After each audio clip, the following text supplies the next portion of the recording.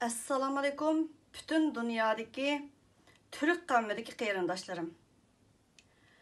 Bugün bütün dünyadaki meni qo'llayotgan Türk teşkilatları, Türkmen teşkilatları, Azerbaycan teşkilatlarına samimiy salomimni yollayman, hem ehtiromimni bildiraman. Türk xalqi hergiz bir ölmez ro'yiba xalq. Sizler bizge sahip çıkımız, Uygur için sahip çıkımız dedinler. Teşekkür emminglar için teşekkür.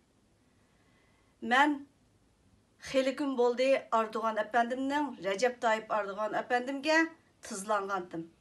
Allah'a ibadet kılıma. Ama bir insan, imanı var insana tızlandım. Recep Tayyip Erdoğan efendim, sizini saxlavatıman. Kişiler men bilan aloqalashdi, ammo sizning javobingizni saqlayapman. Siz bir Türk serkisi. To'g'ri, hozirgidek vaqtda siz saylan bilan aldirash. Ammo millatim uchun bir bolka kerak emas. Millatim uchun bir makon kerak menga.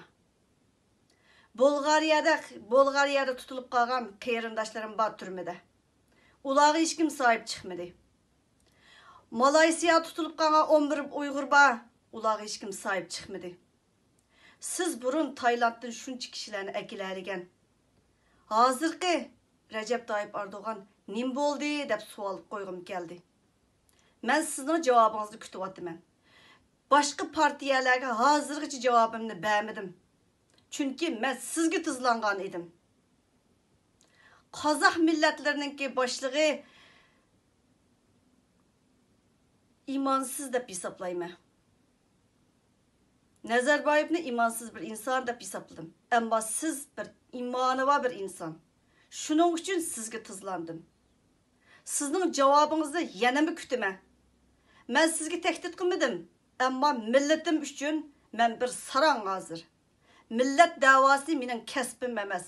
Ben halkı vekillik kılma. Bütün capakeş halkımga vekillik kılma. Bizge makan gerek. Bizge sahip çıkıdığan bir insan gerek. Allah ko'nglimga septu millet davasını. Bu hiç kandak teşkilat bilan münasibetsiz. Men bir Uygur ayal. Men imansızlık kaplap ketiyotgan şu tuprağımga arak şarapını berip türmelerge solap koygan Uygurlarımni kutuldurish üçün sizdek bir Türk serkisinin avaz çıkarışınızı, desteklişinizi saklap otadım. Biz horlukta, depsendiçilikte, ayallarımız depsendiçilikte, ballarımız depsendiçilikte, horlukta. Ama Türk dünyası için etken çağda bizge olan bunda depsendiçilik, nomus dep hesaplaş gerek. Bütün Türk milletleri Uygur'un bişiği kelgen külpetler için nomus his kılıp bizni destekleş gerek.